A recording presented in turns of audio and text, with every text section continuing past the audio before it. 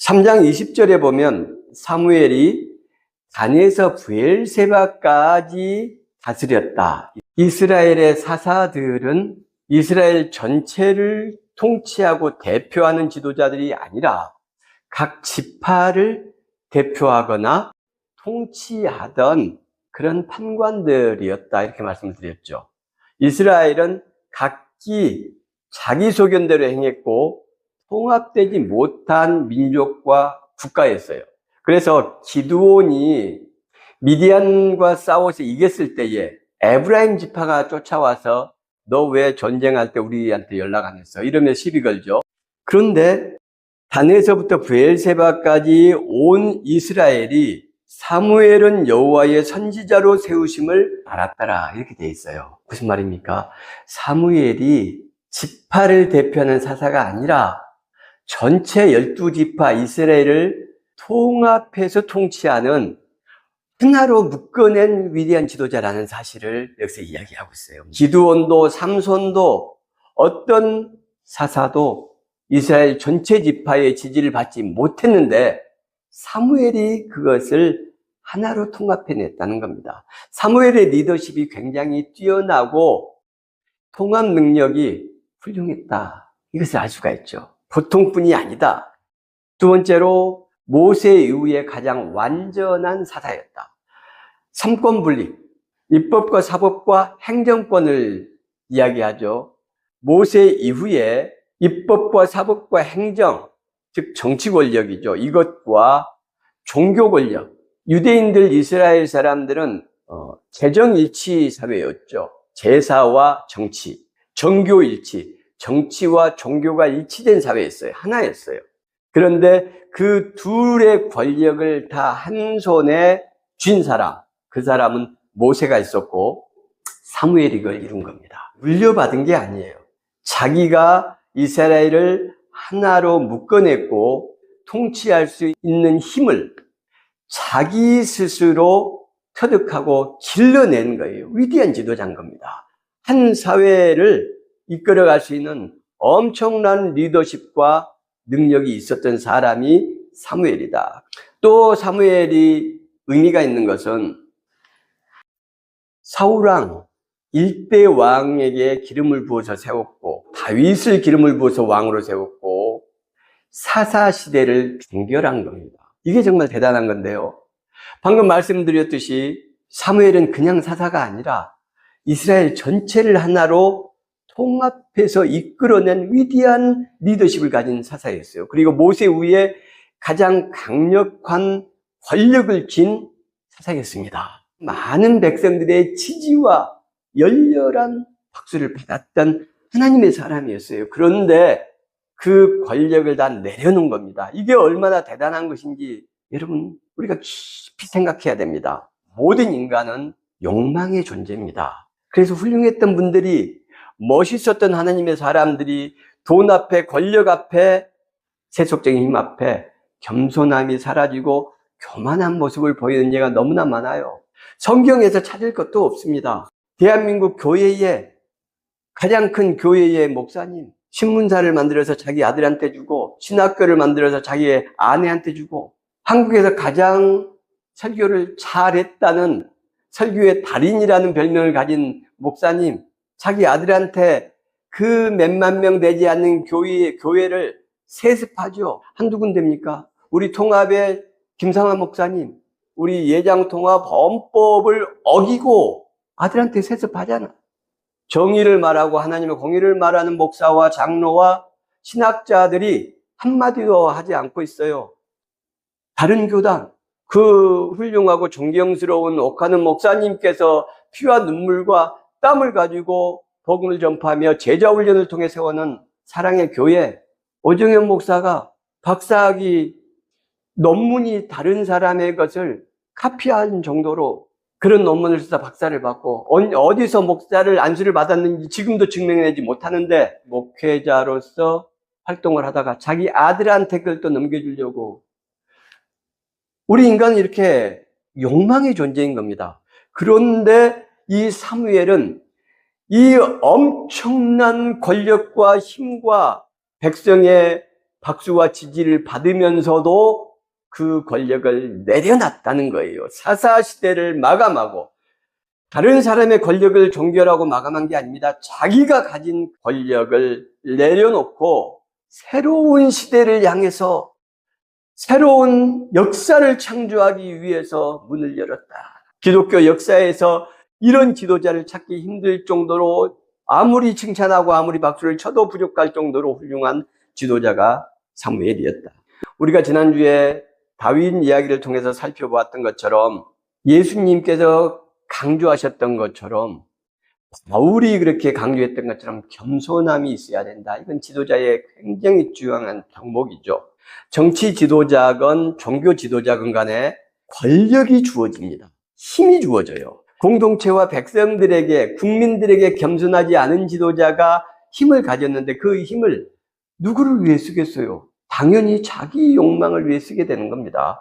그래서 겸손이라는 것은 지도자의 가장 중요한 덕목이에요. 자기보다 힘센 사람 앞에 겸손이 아닙니다. 그것은 겸손함이 아니에요. 그저 비굴함일 뿐이죠. 자기보다 힘이 약한 사람들에 대해서 사회적인 소외계층에 대해서 얼마나 겸손한 언행을 보이느냐, 얼마나 겸손한 지도자로서의 모습을 보이느냐, 그것이 그 사람의 겸손을 측량할 수 있는 척도가 되는 것이죠.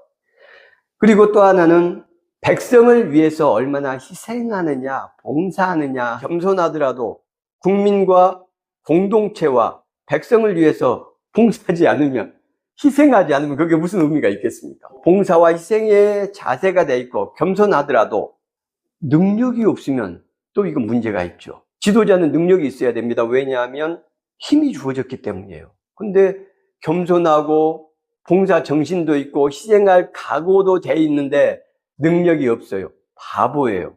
그럴 때 어떤 현상이 일어납니까? 그 주변에 있는 사람들이 그 바보 지도자의 권력과 힘을 자기들이 쓰기 시작해요. 그게 바로 지난 3년간의 우리의 삶이었어요. 사무엘은 겸손과 희생이 있었느냐? 자기의 권력을 내려놓고 전무후무한 그런 굉장한 사사로서의 지도력과 힘을 내려놓고 새로운 권력자를 자기 스스로 기름을 부어서 뽑았다는 것은 완전한 내려놓음이죠.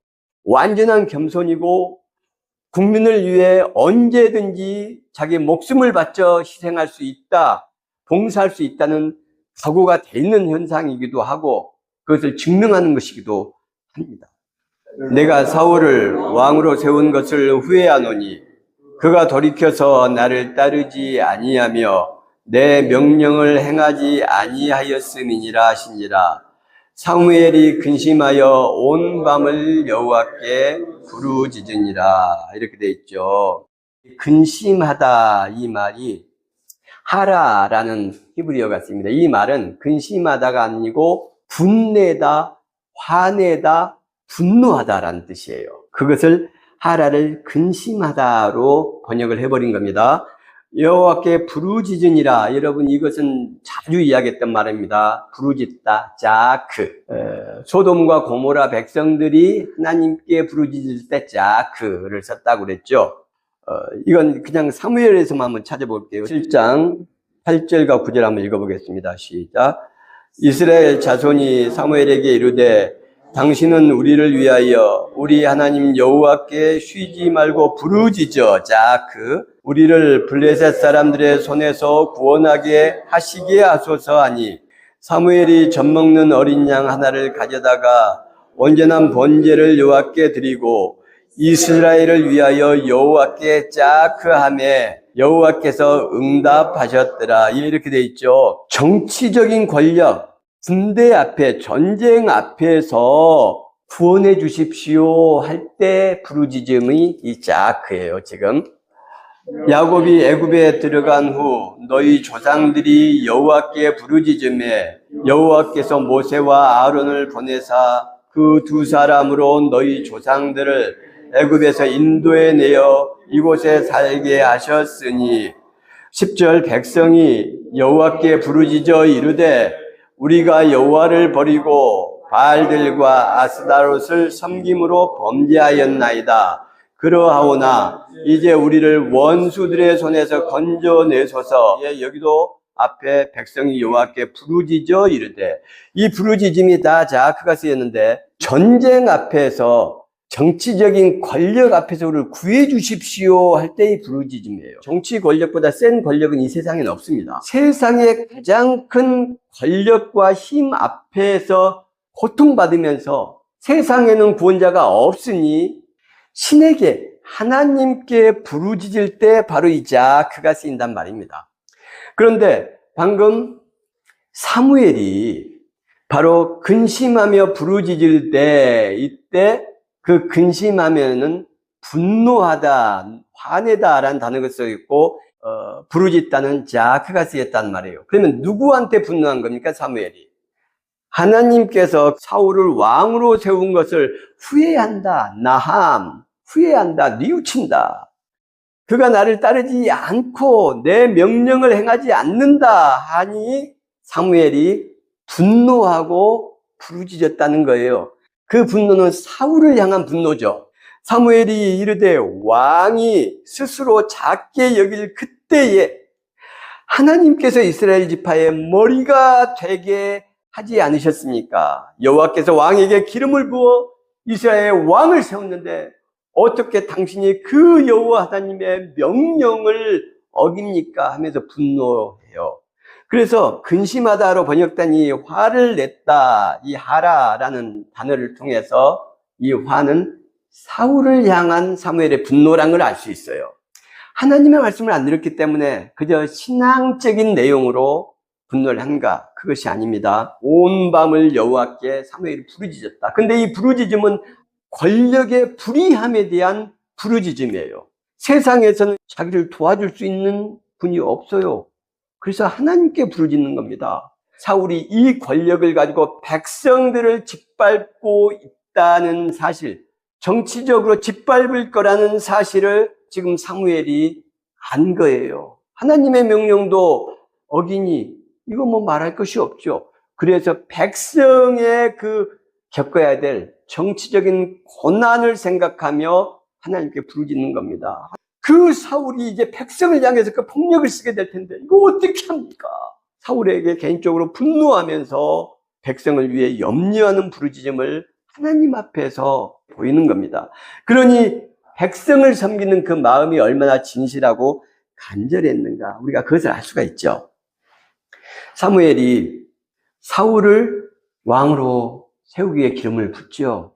백성들을 위한 새로운 세상을 열려는 봉사와 섬김의 사무엘의 정신은 완전히 사울을 통해 실패하고 부서집니다. 백성을 위한 새 세상을, 새 역사를 반드시 써내야 되겠다라고 다짐을 하고 다시 생명을 걸고 다윗에게 기름을 붓습니다. 너는 뿔에 기름을 채워가지고 가서 베들레헴 사람 이새의 아들 중에서 그에게 기름을 부어라, 이렇게 이야기를 하십니다. 그랬더니 사무엘이 이르되 하나님, 내가 어떻게 갈 수 있겠습니까? 사울이 이 사실을 알면 나를 죽일 것입니다. 위대한 지도자 사무엘은 이제 실질적인 힘이 없어요. 칼과 군대가 사울의 손에 있기 때문입니다. 이 선한 지도력이라는 것은 사무엘에 의해서 봤던 것 같이 한계가 있습니다. 세상의 힘 앞에, 물리력 앞에 그 대표적인 예가 예수 그리스도시죠. 엄청난 지지와 엄청난 능력과 엄청난 힘을 가지신 분이지만 그것은 선한 능력이고 선한 힘이고 사랑의 능력이에요.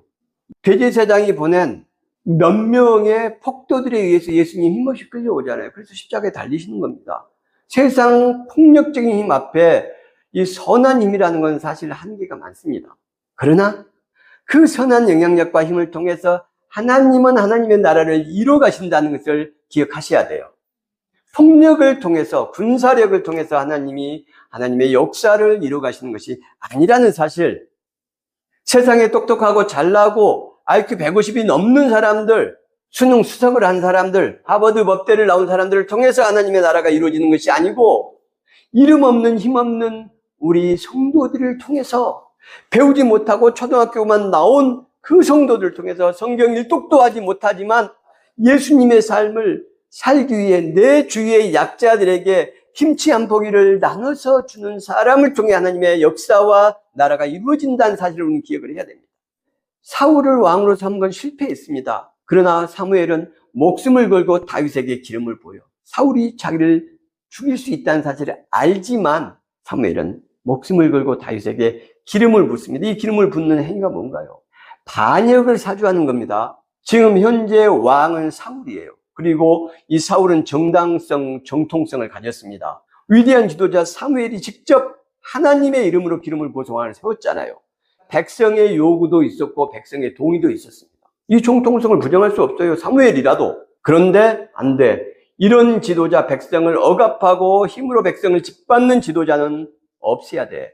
이게 성경의 내용입니다. 하나님께서 우리에게 원하시는 내용이에요. 그래서 잘못된 독재자가 우리 사회를 고통 속으로 밀어넣고 우리 국민들이 그 총칼 앞에서 부르짖을 수밖에 없을 때, 오직 하나님의 도움을 구할 수밖에 없을 때 하나님의 사람들은 그 독재자를 어떻게 제거할 것인가를 고민하고 실천해야 되는 겁니다. 사무엘의 그 독재자를 제거하는 목숨을 건 투쟁을 살아낸 사람이 독일에도 있었죠. 보네포 목사님. 히틀러를 제거하기 위해서. 그러나 불행히도 보네포 목사님은 실패하고 잡혀서 사형을 당하시죠. 히틀러 죽기 불과 몇 달 전에. 그렇지만 사무엘은 우리가 알고 있는 것처럼 어린 목동에게 기름을 부었는데 그 혁명사주가 성공을 하죠. 그래서 이 3000년 이스라엘 역사에 가장 위대한 왕, 하나님 마음에 합한 자 다윗이 태어나는 겁니다. 그게 바로 사울의 목숨을 건 선지자적 행위, 혁명을 사주하고 불의한 권력과 싸우는 그 선지자의 투쟁 속에서 이루어낸 성과라는 것을 우리는 기억을 해야 됩니다. 어떻게 그렇게 백성을 섬기고 백성을 위해 희생하고 자기 목숨을 걸고 불의한 권력과 싸울 수 있는 그런 용기와 정의로움이 있었을까요? 사무엘은 태어나서 젖을 떼자마자 엘리 제사장에게 맡겨지죠.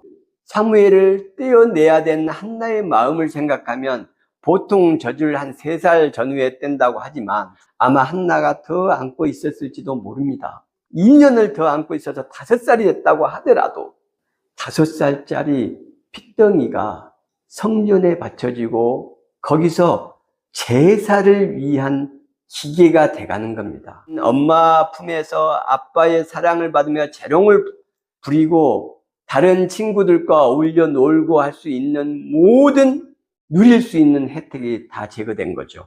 게다가 엘리 제사장의 2 아들 홈리와 비느하스는 아주 불안당들이었죠. 아주 못된 제사장들이었죠. 그래서 하나님께 제사 드릴 고기를 자기가 먼저 건져서 좋은 것은 다 갖다 먹고 윤리적으로도 매우 부적절하고 상상할 수 없는 일들을 버젓이 벌이는 그런 불안당들이었어요.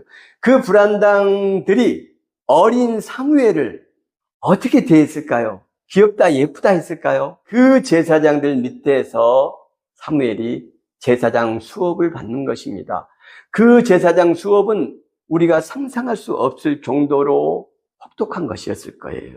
어른들도 감당할 수 없는 극심한 고통과 시련의 시기였을 겁니다. 그런데 5살, 6살짜리 사무엘이 그 시련을 겪어내는 겁니다.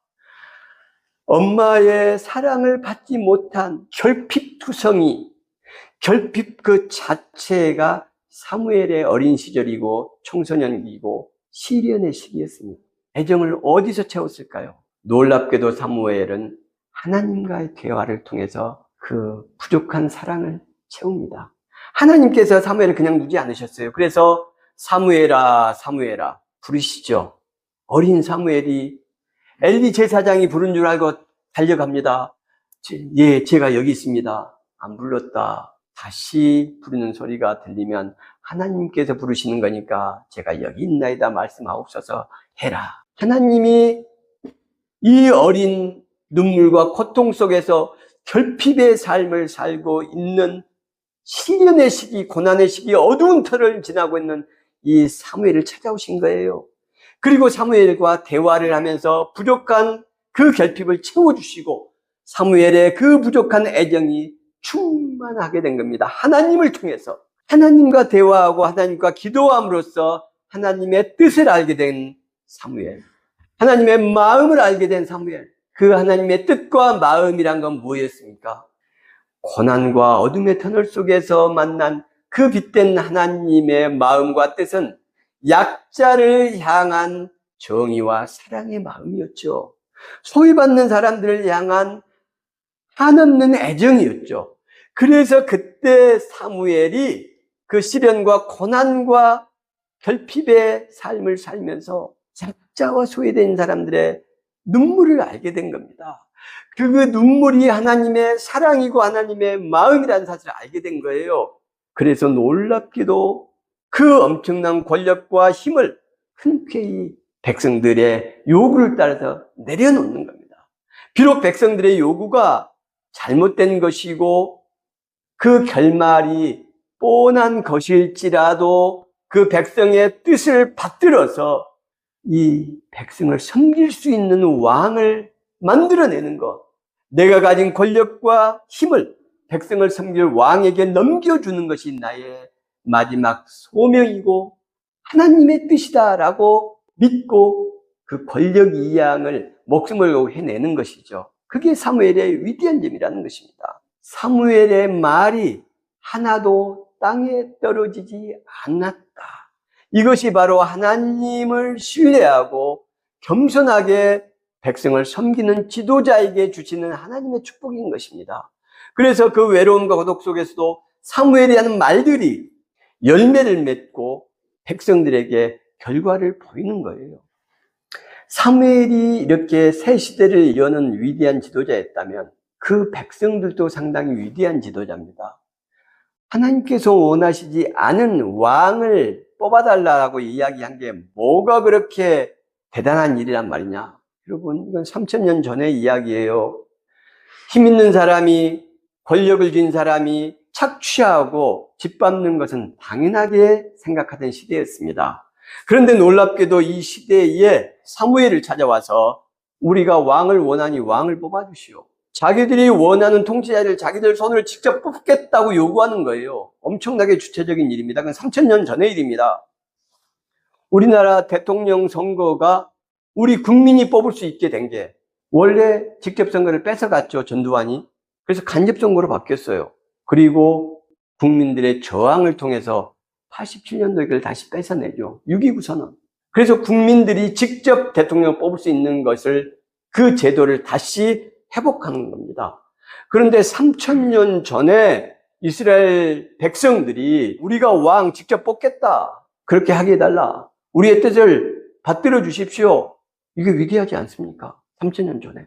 비록 그 요구가 잘못된 것일지라도 그것을 요구할 수 있는 당당함과 주체의식은 매우 칭찬받아야 마땅한 것입니다. 깨어있는 해몽된 민중이었던 거예요. 백성이었던 거예요. 왜 백성들이 이렇게 요구했습니까?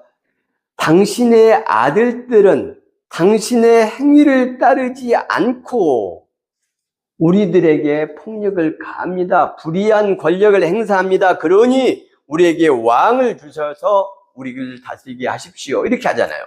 불의한 권력에 저항해서 자기의 목소리를 낼 수 있는 것, 이게 바로 백성의 위대함이에요. 감히 너희들이 반역을 행한다는 말이냐, 왕을 뽑아달라니 내 아들들 죽이란 말이냐 하면서 분노할 수 있죠. 그런데 이 사람들은 당신의 아들들이라도 잘못하고 있지 않습니까? 그러니 우리를 위해서 섬기고 봉사할 지도자를 뽑아주십시오. 우리는 그런 사람이 필요합니다. 당신처럼 우리를 위해서 봉사하고 희생한 사람이 필요합니다. 이거 당당하게 요구하는 거예요. 그 불의함을 보고서.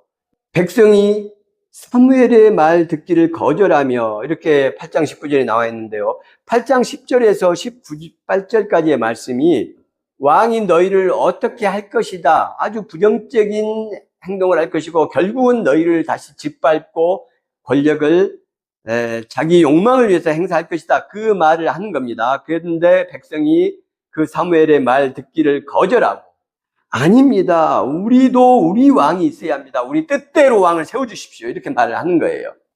이 백성들은 그 왕이 우리를 짓밟고 폭력을 행할지라도 그 폭력과 불의한 권력은 우리의 선택에 의한 것이니 우리가 책임지겠습니다. 그러니 왕 뽑아주십시오 라고 하는 거예요. 굉장히 책임 있는 주장인 겁니다. 이런 것은 본받아야 되는 거예요.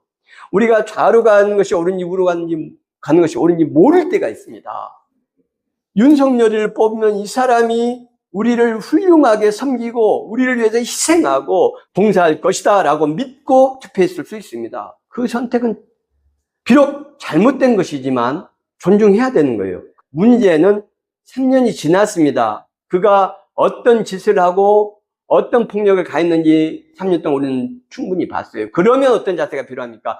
그 찍은 것에 대한 책임을 저희가 져야 되는 겁니다. 3년의 고통과 아픔이 있었던 것, 이런 경제 침체와 우리 근현대사의 최초로 마이너스 성장이 경제 규모가 축소된 것, 이런 일들은 내가 잘못 선택한 그 결과로 이루어진 거니까 내가 그에 대한 책임을 지겠어. 내가 반성하겠어. 지금 시점에 그렇다는 겁니다. 그런데 윤석열을 지지했던 교회들, 목사들의 회개의 자성의 소리가 들리지 않는다는 거예요. 책임지는 자세가 보이지 않는다는 것입니다. 하나님의 공의와 사랑을 짓밟으면서 나의 잘못된 행위에 대해서 눈꼽만큼도 책임지려고 하지 않고 변명하면서, 그러면서도 우리는 주님의 구원 천국문에 입성할 것이다 라고 믿고 있습니까? 하나님을 만홀히 여기서는 안 됩니다. 그것은 블레스페메오, 신성모독인 것입니다. 그분은 몸이 예배당 안에 있고 직책이 목사고 장로고 권사일지는 모르지만 결단코 성경에 의하면 하나님의 사람이 아니고 하나님의 자녀도 아닙니다. 그저 쭉정이에 불과한 것이죠. 이렇게 이스라엘 백성들의 요구는 당당하고 훌륭한 것이라고 볼 수 있습니다. 본문에 이스라엘 백성들보다 더 위대한 국민들이 있는데 그게 바로 우리 대한민국 국민들이고 바로 여러분들입니다. 여러분, 우리 근현대 사람 보십시오. 1910년부터 봅시다. 한일 늑약이 이루어졌어요. 나라를 이뤘습니다. 36년이에요. 45년 해방이 되고 나서 50년 전쟁이 있었습니다. 3년입니다. 그러면 벌써 40년이죠. 이승만 독재와 박정희 독재가 있었습니다. 그게 30년입니다. 70년이죠. 전두환이와 노태우의 군사 독재가 있었습니다. 그게 13년입니다. 무려 85년 가장 큰 힘으로 백성들에게 부르짖게 한, 하나님만이 도와줄 수밖에 없는 그런 세월이 1910년부터 지금 2025년 115년 동안에 80년이 넘죠.